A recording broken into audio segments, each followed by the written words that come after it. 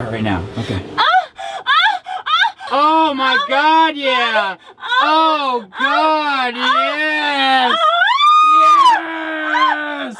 So I didn't have time to explain. These tourist boats like go way too close to us sometimes. They like peek into the boat. And so I like saw this boat on its way. So I was like, quick, Desiree, start making loud sex noises. I was like, I'm on it.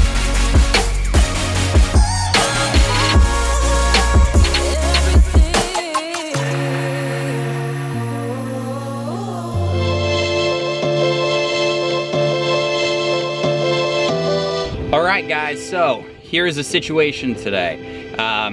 As you saw on our way to the race last week, we had overheating problems. I practically disassembled the entire raw water system, and I didn't really find anything particularly, that clogged anything. And then we had overheating problems the day after that, and then the day after that. The overheating only occurs when we're actually engaging the propeller. If it's just running in neutral, it doesn't overheat. So, and there's water coming out of the exhaust, so there's definitely flow going through. There's no complete blockage, but my guess is either there's not enough flow or there's not enough heat exchange going on. So I've got two last theories that might pan out. One, for the constriction of water flow, is I want to check the water injection elbow into the exhaust, because some people have been telling me that you can actually get carbon buildup there, because where the exhaust meets the water at the injection there, the exhaust can cool down enough to actually, have the carbon that's saturated into the air solidify and collect at that injection point. So I'm gonna check that.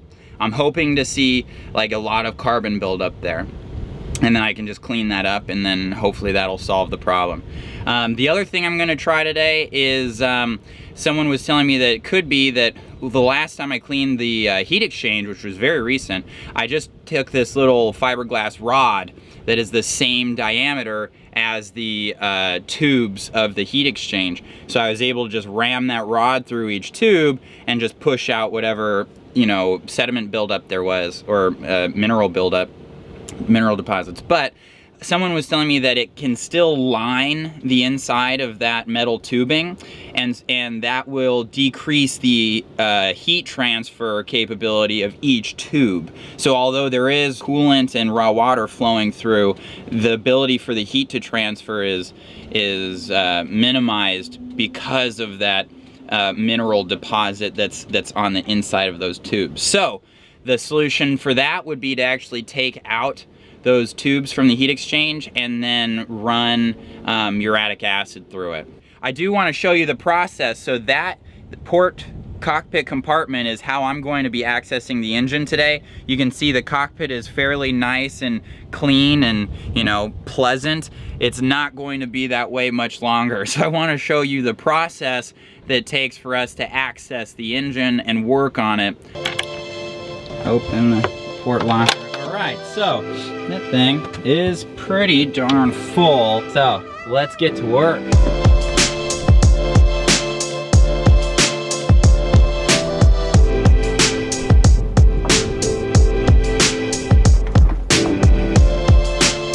I'm in.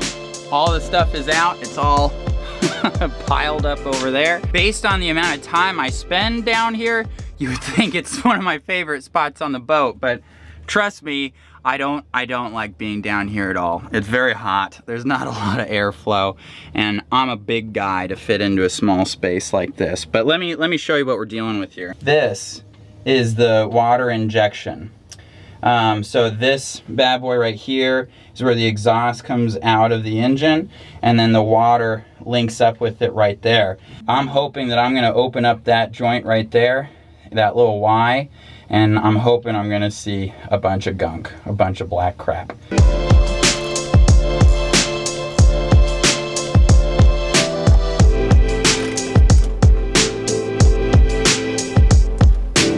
I've got the exhaust elbow off of the engine itself, but I'm having a real hard time getting the exhaust hose off of the gooseneck. All right, well, I just got off the phone with Beta Marine and just talked to my favorite like engine dude in the world. His name is Farron, works for Beta Marine, and that guy is just the most helpful and patient person in the world. And that's one reason I would highly recommend buying Beta Marine if you're looking to repower your sailboat, because their customer service is just absolutely out of this world. So yeah, so he gave me a couple of recommendations. He was saying, you know, I looked in that injector, and yeah, there's a little like piece of crap in there, but it's not much.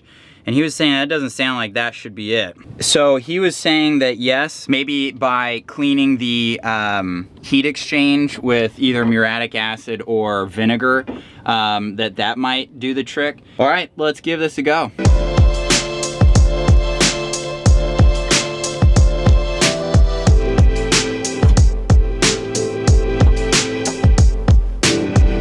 All right, so I got the heat exchange out.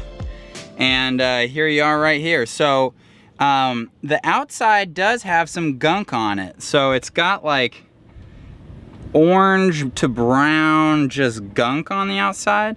And then the inside of the heat exchange housing has like a brownish, orangish gunk in there as well. So I'm gonna talk to Beta Marine about that.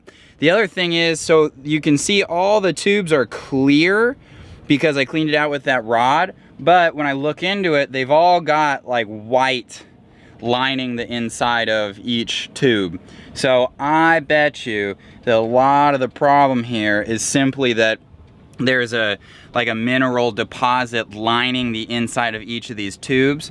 And if I get rid of that, then I'm gonna be able to exchange heat way more efficiently. Okay, so I went ashore, I got muriatic acid, and cleaned this bad boy up. I couldn't film it because I had gloves on and acid on my hands, so I didn't want to hold the camera. But you can see it's a lot cleaner. Like, not only can you see through all the tubes now, but the tubes on the inside look the color of, you know, this sort of brass color. So there's zero mineral deposits left on the inside, and not much on the outside either. Farron recommended that I do about 50% water, 50% muriatic acid, so, you know, and then not leave it in there long and rinse it real good afterwards. So I rinsed the heck out of this thing.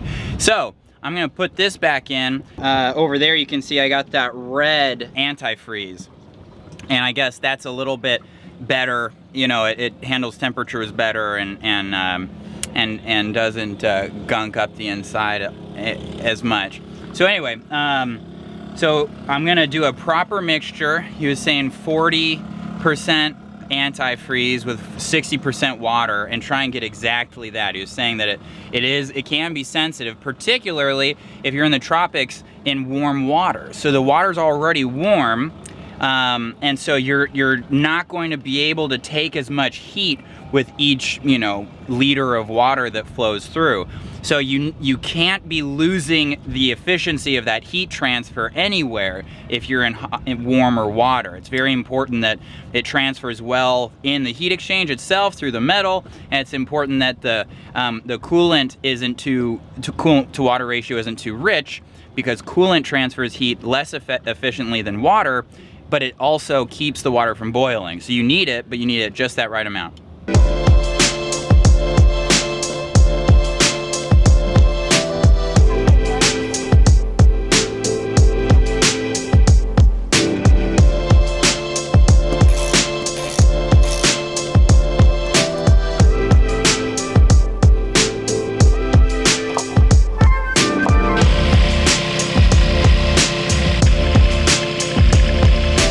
Okay, well, good news. Ran the engine for 15 minutes and the coolant level was appropriate, was good.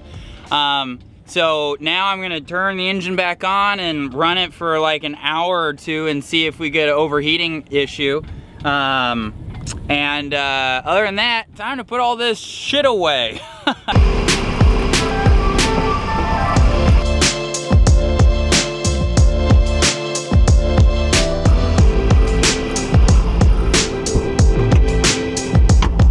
All right, well, the moment of truth. So we're gonna take Atticus out for a motor today and push her to her full capacity and see if we can avoid getting that overheating engine alarm.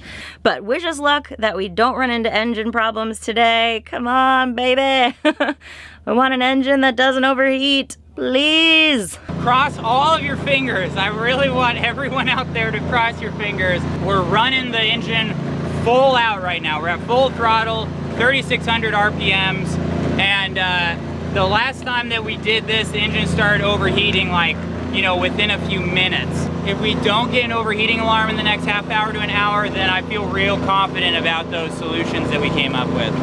If we do get an overheating alarm, then I'm at a complete loss, because that, I mean, I don't even know what I would do at that point.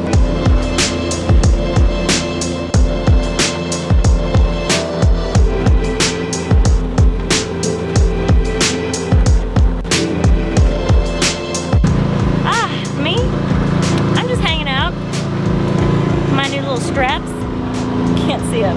It's super comfortable. How you feeling there, buddy? Pretty good, buddy. Pretty good. You look like you're just chilling like a villain there, homie. That's probably because I am. Damn.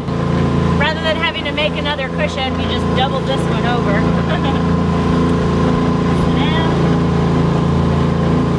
But right now I like leaning, so it's really far back. But if you wanted to,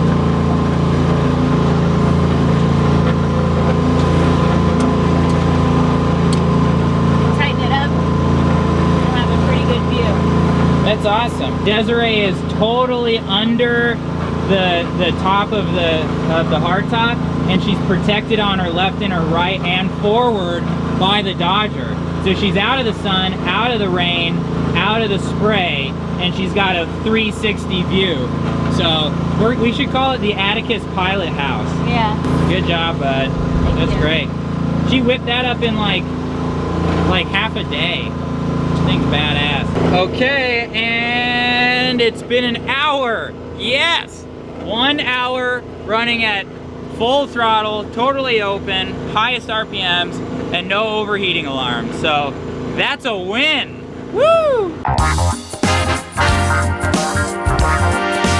Did one final huge provisioning run yesterday in Cancun. Luckily, the owner of this bar and restaurant, Skulls Landing, has a huge truck and a big heart. So he took pity on us and he let me use the back of his truck bed to store a bunch of provisions. They got back really late last night, so he left all of our stuff right here. So yeah, the real challenge is going to be fitting all this stuff into our tiny little boat. So yeah, living at Anchor, you really have to have pretty decent bags to get all the crap you buy on land back to your boat and to keep it dry. So this is my hiking book bag, which is super strong. I don't know how this thing hasn't broken. There's probably like at least 70 pounds in here of like cans. And then like I said, this aqua pack is just badass because it has like it has an air valve. So once you actually seal it, and it's cool because most dry bag you have to fold over the top like this a couple times before it actually becomes waterproof. All of Aquapac's gear has this like auxiliary hook and loop system, so like when you're tensioning it you can really get it down, and they just like seem to have really thought adventure bags completely through. So I love their gear, and having a good bag makes a difference of like dreading going to provision and absolutely wanting to kill yourself while you're going to provision. So I do dread provisioning because it is like usually a big sweaty day, but not as much when I have good bags. If you ever want to buy me a present, like ask me what bag I'm looking into and I will have an answer for you.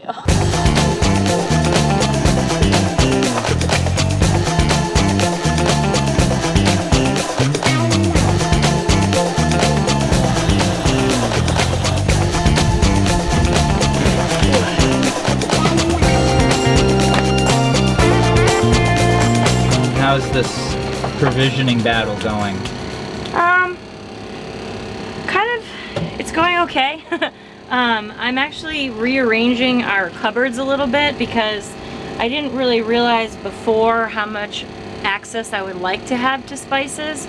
So before I kept the spices underneath our stove, and it takes up a lot of room and they're really hard to get to when I need to like access them. So the first time I packed the galley, it was like we were living aboard, but we weren't really cruising very much. So I just like took it for granted that we had more storage areas elsewhere. So right now what I'm doing is trying to make it more intuitive, and then the next thing I have to do before we leave is kind of get all of our cupboards that I've turned into like storage for our wine and things that we like consume a lot. I need to make one of those cupboards into our sailing cabinet where we keep like our tethers and our harnesses and like all of our safety sailing gear and like our sun shirts and everything. Because when we're actually moving a lot, it's really nice to just have a really easy cabinet to pull from. So I've got some of my sauces in like glass containers here. Still don't really know where the home is going to be. This used to be where we kept our bowls and like our thermoses and Jordan's flasks. And it's nice to be able to pull from it quickly. So I still want to keep them accessible, but I don't know what I'm going. But I like the idea of having my spices, my backup spices here. So over there I've kind of got our snacks. We don't really snack that much on Atticus. We just usually have like 3 big meals. But I figured it might be nice to kind of stock up on a bunch of snacks. I think we're going to be kind of outside of civilization for a long time. And you know, when you're on a dinghy ride and you're hot and sweaty and you just spent the whole day out, like a piece of beef jerky feels like heaven. So those are our snacks over there. And then I switched from canned beans, which we have most of our canned goods under here, but I decided to switch to dry beans just because they're a lot less heavy than the cans and easier to stow. So they do take like twice the amount of time, and then you need also water to cook them, whereas the cans, they're just ready to go. But I think it'll be worth it down the line. Then this is kind of stuff that we used to keep underneath the, oh no, this stuff I usually keep over there. It's again stuff that we use every day, like hot chocolate, coffee, oatmeal. Jordan loves his popcorn. So gotta figure out if that can still fit over there. Then we've got some toiletries, backup coffee, Ziplocs. I also bought a bunch of socks for like wrapping up wine bottles in, or anything like, what do you call it, glass, so it doesn't shatter. I just bought this, and in the Yucatan, whenever you get fruits and vegetables, you're supposed to bathe them in a solution of water and this kind of like antibacterial fruit wash. So usually I just buy these little ones because you only need like 10 drops per like, I don't know, a gallon of water. But I thought I would just stock up on a lot of it, and I figure we could probably use it throughout our Caribbean travels with produce. So good luck, buddy. Thank you. You can do it.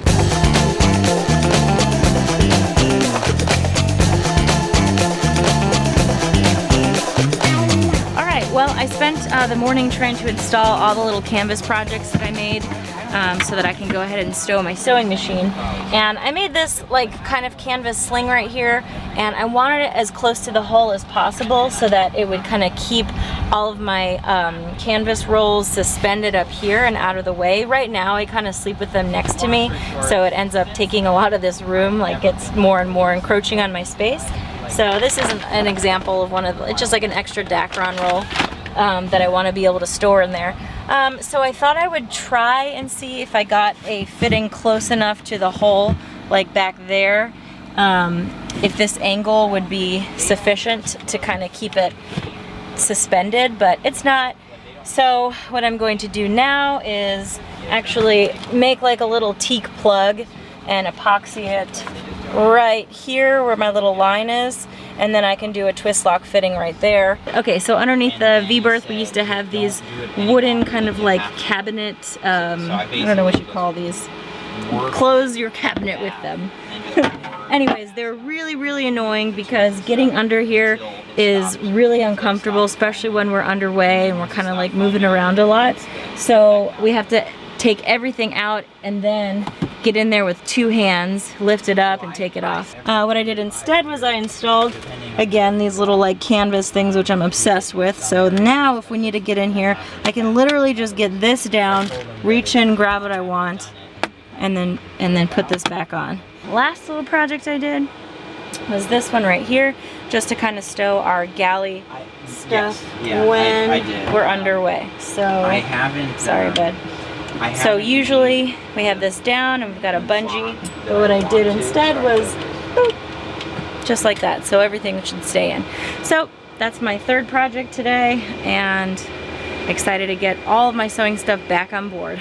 Today we are going to take our friends out on a sail, John and Eon from Second Star. Our first friends here. Our first friends. John was my co-worker for a long time. You know, they opened up a lot of opportunities here for us that basically let us make the money that we needed to keep cruising. So we owe a lot to them, and we're gonna go take them on a sunset sail, and it's a beautiful afternoon for it. Yeah, it's funny because, you know, we've been so excited about leaving Isla Mujeres, but then as we're getting closer, it kind of makes me think how much I'll miss the people in our lives and kind of this slow pace of living and this small island kind of mentality. And we had that when we were in Key West as well. It took us about a year to make really good friends, and then once we had them, it was so difficult to say goodbye. But I guess that's part of the cruising lifestyle, and our stopovers will become shorter and shorter. So yeah, but they're just a real sweet, special couple, and it's gonna, every time I think of saying goodbye to Eon, I just start getting teary-eyed. But she's one of the few people out there who really, I feel like, understands me and kind of gets my energy flow, and she could just read my face like that. So yeah, I'm gonna miss having a sister around. Well, we better go. So let's go bring up the anchor and pick them up and go for a sail. Let's do it. This is Desiree's first time docking the boat. She's a little nervous. But you can do it, buddy. Yeah, just have to remember I did Footloose, and that was a bigger boat. You got it. Okay, and there's the dock. So that being said, we're taking it real slow. Nice. Slow as pro, buddy.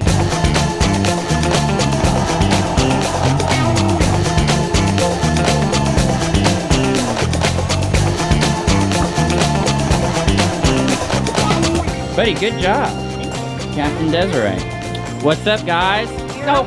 Yeah. Hi. I didn't know we were filming. Sorry. Yeah. What's up, Atticus? What up, Carson? Welcome aboard, Captain.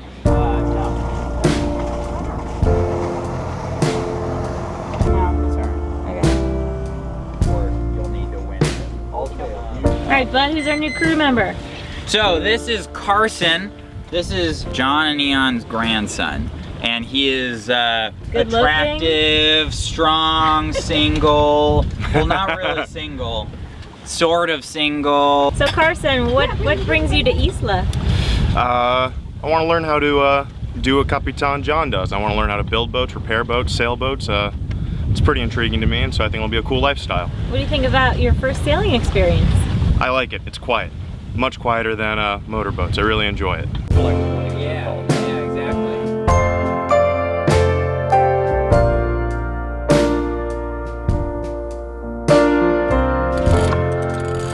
So keep turning.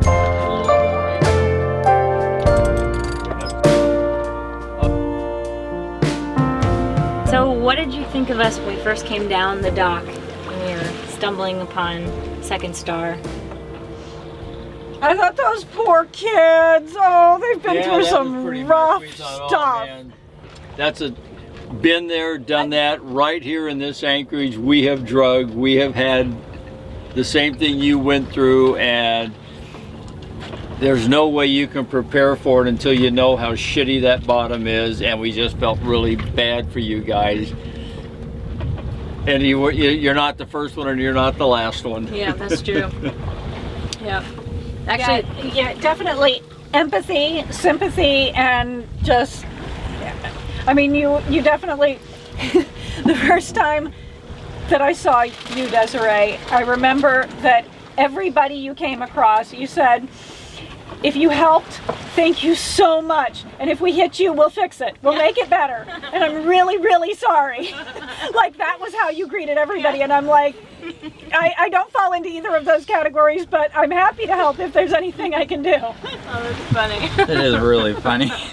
You're right. We totally did say that to everyone. Everybody we met. came. Yeah, you were like, I'm sorry and thank you. I'm sorry. Thank you very much. I'm sorry, for or helping. thanks.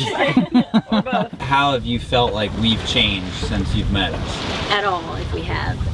Oh, you've grown up a lot.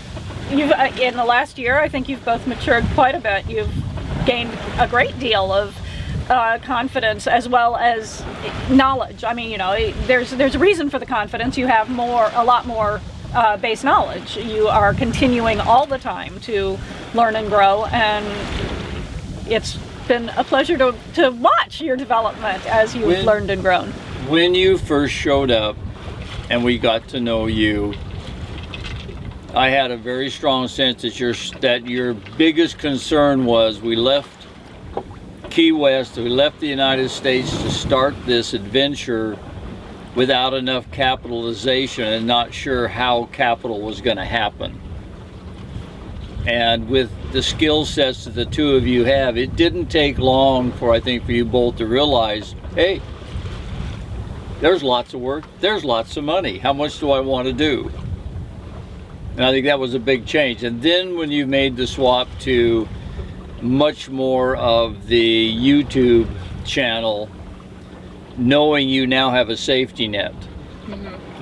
You know, you can always break out the sewing machine, you can always make rudders. I mean, it's just what it is. Yeah. That was something that Desiree and I were talking about was, well, Cooks, do you want to start off by just saying what just saying something No, I'll you're cry. thankful for? Definitely cry. Do you want to say anything? No, not right now. Yeah, Eon knows what's in my heart. Yeah. And if I start talking about it, I will bawl. Yeah. So. Well, I'll say. Highlighter that may not be for the camera. Yeah. That's right. Well, something that I will say, something that you guys really had a big impact on us was just our general confidence in ourselves. Like, you guys really helped us to feel like we weren't losers at the beginning, because we met you guys at a pretty low point, and then beyond that, to really feel confident in ourselves and to feel like we did know a good amount, and we could learn and we could do things that felt a little bit insecure to us at the time. So I want to say thank you very much for boosting our confidence level and believing in us, really, like just thinking that we were not losers. It was all inside of you. You just needed to have some reminders of what you had available to you in your skills and your abilities, and it helps a lot when you go through something like what you went through when we met you, for people to come to you and say, oh, join the club. We are old members of that very club. We were there, we've been there and done that, and so then you don't feel like you are complete losers. You're part of a bigger loser club, but at least these cool people you just met, really awesome people, are also part of the same really cool loser club. So there is no one who actually goes out and does what we do that hasn't drug, that is not a member of that loser club. Yeah. Otherwise, you stayed tied to a dock someplace. I don't care who you are or how good your anchor is, everybody's going to drag at some point in time. Yeah. Period. Just done. And I totally agree with that. But I also think that, like, from a standpoint of, there were times where, like, Desiree would get a job of, like, oh, I'm going to do all these cushions. I've never done this specific thing before. And you guys would be like, well, you can do it. Like, why not? Or I would say, like, oh, I've never done this before. And John would tell me, I've never, like, dissected a water maker before, and I'm like, well, it's not complicated, like, think about it, like, just my level of expectation for myself went up a lot after I met you guys, I guess is what I'll say, you know what I mean? Need some attention over here. Did y'all see this? Did you see this sunset? Eon, it looks really cool behind you. Your shot you guys, is actually I'm really telling awesome. You, this is fabulous. Yeah. It is being out here sailing with this sunset is a gift, and thank you, Atticus, for giving it to us. It's the least that we can do, and I can safely say that. Yeah.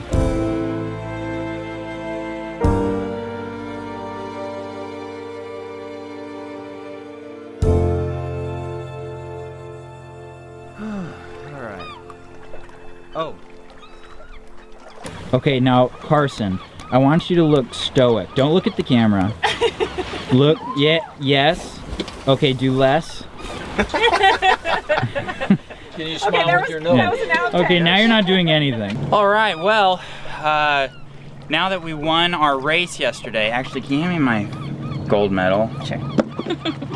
Hold on. Babe, get my medal. Babe, get my medal. I want YouTube to see it.